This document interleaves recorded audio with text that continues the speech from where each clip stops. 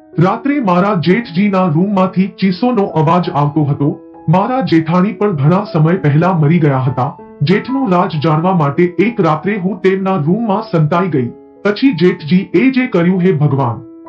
જ્યારે મેં પહેલી વાર દિલ હલી જાય તેવો ચીસોનો અવાજ સાંભળ્યો તો હું એકદમ ગભરાઈ ગઈ હતી. હું ભર ઊંઘમાંથી ભડકીને ઉઠી ગઈ અને ચીસો પાડવાનો અવાજ આખી હવેલીમાં ગુંજી રહ્યો હતો.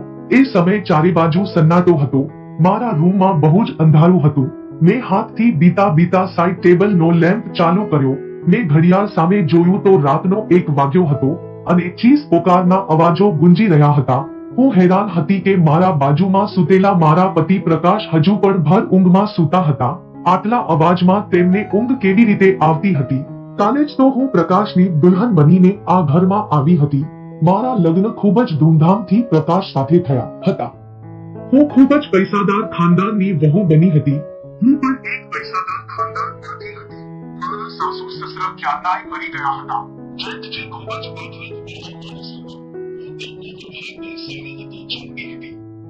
મારા પ્રકાશ સાથે લવ મેરેજના લગ્ન હતા. અમે એકબીજાને લગ્ન માટે પસંદ કર્યા હતા અને ત્યારથી જ અમારી ફોન ઉપર વાતો થવાની શરૂ થઈ ગઈ હતી. અમે બંને પૈસાદાર ખાનદાનમાંથી હતા એટલા માટે કોઈને પણ આ સંબંધથી વાંધો નહોતો. મારા લગ્નની પહેલી રાત હતી. દોસ્તો, વિડીયોમાં આગળ વધતા પહેલા વિડીયોને લાઈક અને ચેનલને સબસ્ક્રાઇબ કરવાનું ભૂલશો નહીં. અને એ જ રાત્રે મેં ચીસોનો અવાજ સાંભળ્યો હતો. એક છોકરીની ચીસોનો અવાજ હતો, જેમ તે પોતાની મદદ માટે કોઈને બોલાવી રહી હોય. પહેલા તો મેં વિચાર્યું કે રૂમની બહાર જઈને જોવું કે આ અવાજ કોનો છે. કોણ છે જે આ વખતે આ રીતે મોટા અવાજથી બૂમો પાડી રહ્યું છે? પરંતુ હું એક દિવસની દુલ્હન હતી, એમ કેવી રીતે મોં ઉઠાવીને રૂમની બહાર નીકળી શકું છું? અડધો કલાક એ અવાજો આવતી રહી. તે પછી શાંતિ છવાઈ ગઈ. મને પ્રકાશની ઊંઘ જોઈને નવાઈ લાગતી હતી. તે આટલા અવાજમાં કેવી રીતે ઊંઘી શકતા હતા? પરંતુ થોડી વાર પછી અવાજ આવતો એ રીતે બંધ થઈ ગયો હતો કે જેમ ક્યારે અવાજ થયો જ ન હોય. હું ફરીથી આડી પડી ગઈ અને હવે મારી આંખોમાંથી ઊંઘ ગાયબ થઈ ગઈ હતી. મારું દિમાગ વારંવાર તે ચીસો પાડતી છોકરી તરફ જઈ રહ્યું હતું. કોણ હતી તે અને તે આવી રીતે કેમ બૂમો પાડતી હતી? અને તેના અવાજ પર બધા લોકો કેમ ખામોશ હતા? નકર તો અત્યારે હલચલ મચી જવી હતી.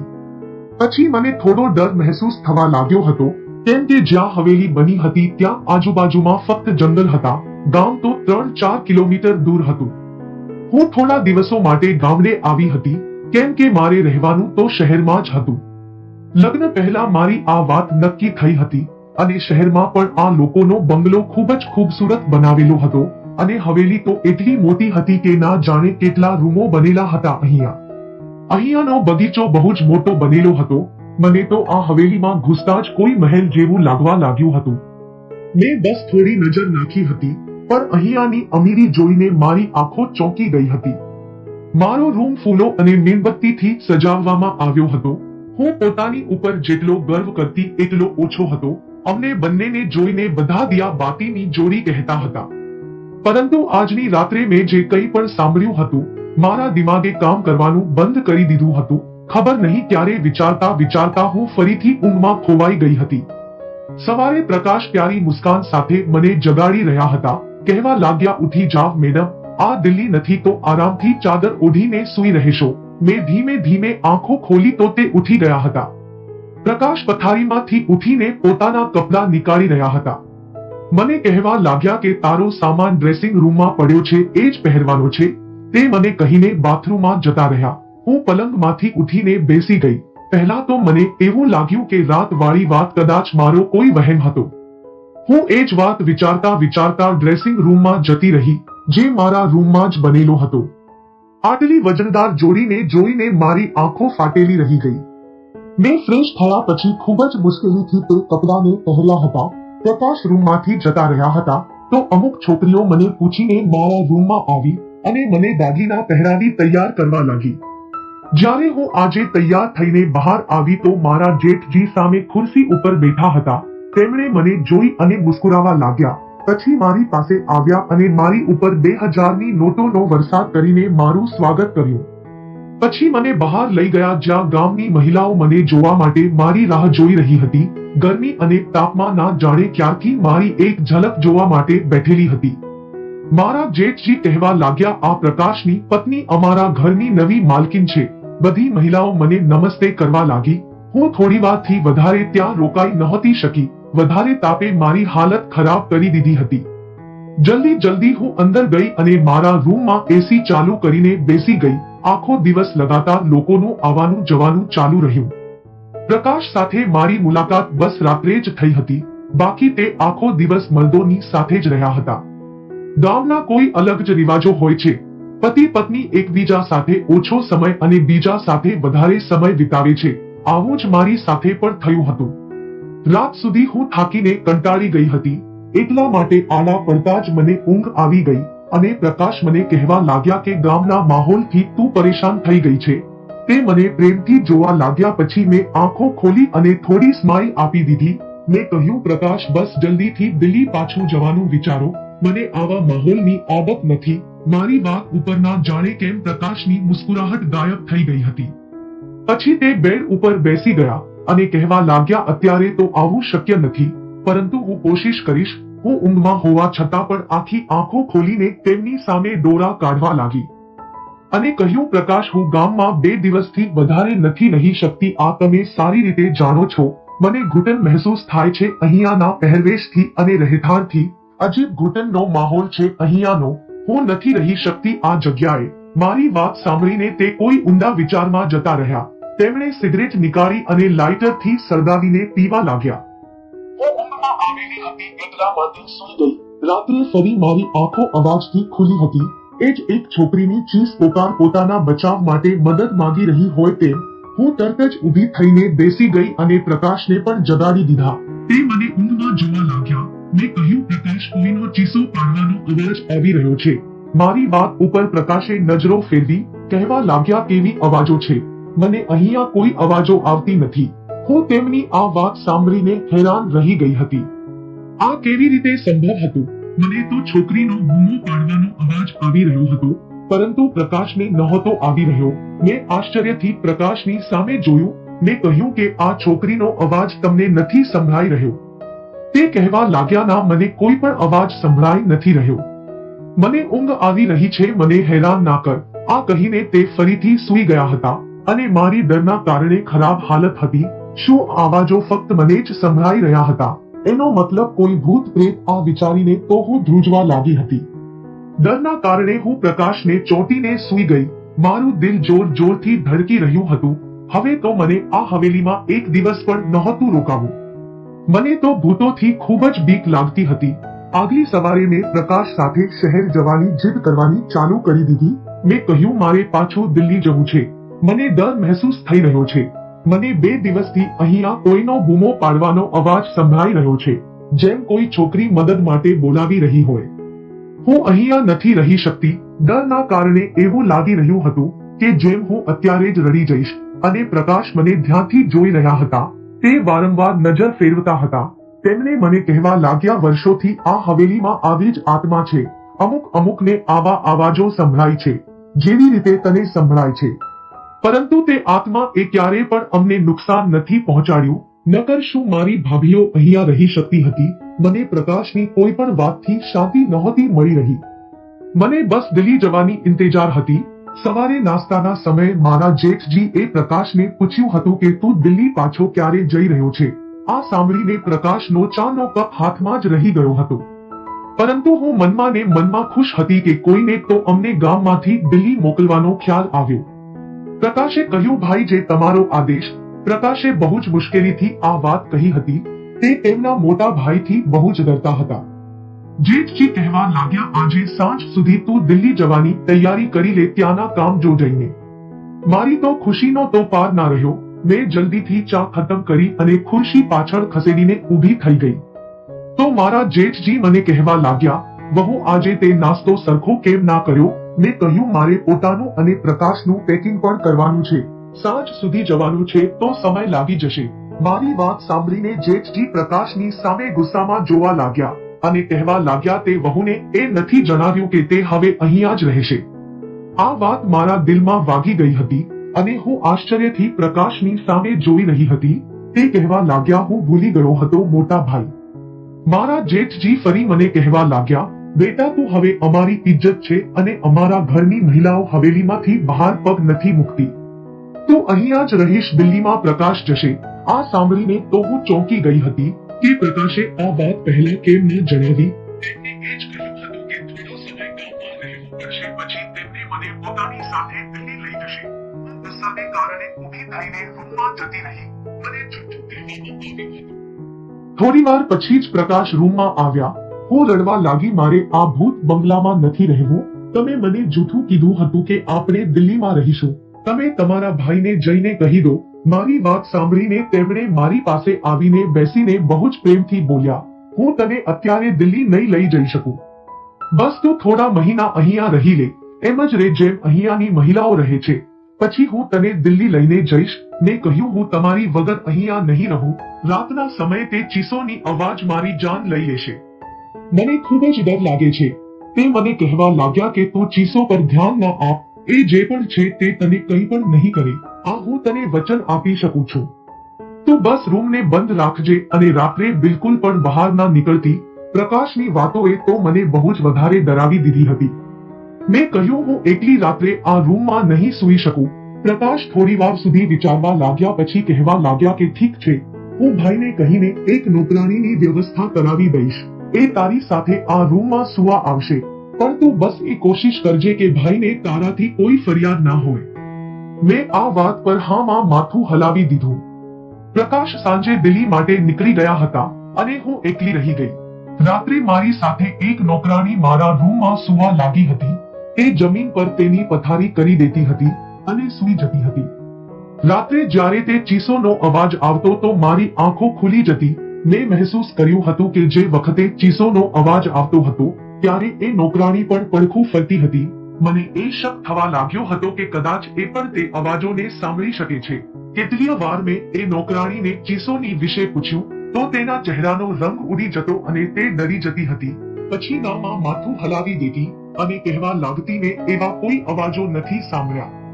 મેં તેના ડરથી એ તો અંદાજો લગાવી લીધો હતો કે વાર્તા કઈ બીજી જ છે. એટલા માટે તેને કહ્યું કે હું જાણું છું કે એ અવાજો તને પણ સંભળાઈ રહ્યા છે. મારી વાત સાંભળીને તે મારી સામે હાથ જોડવા લાગી અને કહેવા લાગી, આ વાતનો ઉલ્લેખ હવેલીમાં કોઈની સાથે પણ ના કરતા, નકર બહુ જ ખરાબ થશે. તે નોકરાણીની વાત સાંભળીને મને જાણવાની ચાહત થવા લાગી હતી કે આખરે ખબર તો પડે આ બધો મામલો શું છે.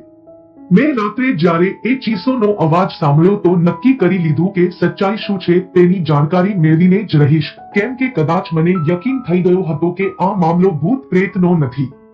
રાત્રે બૂમો પાડવાનો અવાજ સાંભળીને હું ઉઠીને ઊભી થઈ ગઈ અને દબાયેલા પગલે મારા રૂમના દરવાજાની પાસે ગઈ અને ધીમેથી દરવાજો ખોલ્યો.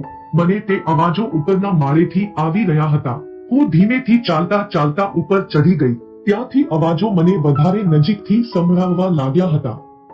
જ્યારે હું તે અવાજોનો પીછો કરતા કરતા આગળ વધી તો સામે રૂમને જોઈને મારા હોશ ઉડી ગયા. એ તો મારા જેઠજીનો રૂમ હતો, જ્યાંથી છોકરીઓની ચીસોનો અવાજ આવતો હતો. મારા ચહેરાનો રંગ ઉડી ગયો હતો. હું પાછી નીચે આવતી રહી અને મારા રૂમમાં આવીને મારા વધતા દિલના ધબકારા પર કાબુ કરવા લાગી. રાજીવ એટલે કે મારા જેઠજીના રૂમમાંથી આવતા હતા. એ અવાજો સાંભળીને હું એ વિચારી પણ નહોતી શકતી કે તે આવા પણ હોઈ શકે છે. તેમની પત્ની પણ જીવતી નહોતી અને બીજા લગ્ન પણ નહોતા કર્યા. દુનિયાની સામે એ કેટલા મહાન હતા. પણ અવાજો. હું પોતાની સાથે વાત કરવા લાગી. મારા મનમાં તેમની બહુ જ ઇજ્જત હતી. હું તેમના વિશે આ રીતે વિચારી પણ નહોતી શકતી. મારી આંખોમાંથી આંસુ વહેવા લાગ્યા. હું મારા બેડ ઉપર બેસીને રડવા લાગી, મારા જેઠ અને મહિલાઓ સાથે. ના ના, આવું કઈ રીતે થઈ શકે છે? ગામના લોકો તો તેમની ખૂબ જ ઇજ્જત કરે છે, તો પછી આ બધું શું હતું? આ તેમનું કયું રૂપ હતું જે આજે મેં મારી આંખોથી જોયું હતું? મારી આખી રાત જાગતા જાગતા ગઈ હતી, કેમ કે હું તેમના વિશે આવી કલ્પના પણ નહોતી કરી શકતી. સવારે નાસ્તો કરવા તે એવી જ રીતે બેઠા હતા. મારી આંખો જોઈને તેમણે ચા પીતા પીતા કહેવા લાગ્યા, પ્રકાશે ફોન ઉપર વાત નથી કરી મારી વહુ સાથે, તેથી જ રોઈ રોઈને આંખો લાલ કરી નાખી છે પોતાની. તેમની વાત પર મેં કોઈ જવાબ ના આપ્યો. તે પોતે જ હસવા લાગ્યા અને પછી બોલ્યા કે પ્રકાશ ત્યાં બહુ જ બીજી છે, કદાચ એટલા માટે ફોન ના કરી શક્યો. મેં તેમની વાતોનો કોઈ જવાબ ના આપ્યો. આજે મને તેમનું મોઢું જોવાનું પણ મન નહોતું થતું. તેવો દોગલો માણસ હતો, દિવસે નેક અને રહેમ દિલ બનેલો રહેતો હતો. અને રાત્રે એ વિચારીને જ મારું શરીર ધ્રુજવા લાગ્યું હતું. મેં વિચારી લીધું હતું કે હવે હું તેમનો પર્દાફાશ કરીને જ રહીશ. પરંતુ હું નહોતી જાણતી કે હું મારા માટે કેટલી મોટી મુસીબત ઊભી કરવા જઈ રહી છું. જ્યારે મેં ફરીથી એ જ અવાજ સાંભળ્યો તો હું પછી તે જ રૂમની બહાર જતી રહી. રૂમના હોલમાં જવા લાગી. એક 15 વર્ષની છોકરી હતી. ગામની લાગી રહી હતી. તેના ચહેરા પરથી તેનો દર્દ સાફ સાફ દેખાઈ રહ્યો હતો. તે હાથ જોડીને પોતાની ઇજ્જતની ભીખ માંગી રહી હતી. ચીસો અને બૂમો પાડતી હતી. પરંતુ મારા જેઠજી એ ખૂબ જ ક્રૂરતાથી તેનો દુપટ્ટો ઉતારીને ફેંકી દીધો હતો. હું એનાથી વધારે નહોતી જોઈ શકતી. હું પાછી આવતી રહી. જેમ તેમ કરીને મેં એ રાત કાઢી હતી. સવાર પડતા જ મેં પ્રકાશને ફોન કર્યો. મેં કહ્યું, તમે મને આટલું મોટું જુઠ્ઠું કીધું. તમે કહ્યું હવેલીમાં આત્માઓ છે, જ્યારે એવું કંઈ પણ નથી. તે અવાજો ગામની માસૂમ છોકરીઓનો છે, જે તમારા પિતા જેવા ભાઈની હવસનો શિકાર બને છે. મારા મોંમાં જે પણ આવતું હતું તે મેં બધું જ પ્રકાશને કહી દીધું. મારી વાત સાંભળીને તે ગુસ્સામાં આવી ગયા અને કહેવા લાગ્યા કે તારી જુબાનને બંધ રાખજે, જેમ હવેલીના બધા લોકો રાખે છે. અન્યથા તને રાજીવની તાકાતનો અંદાજો નથી.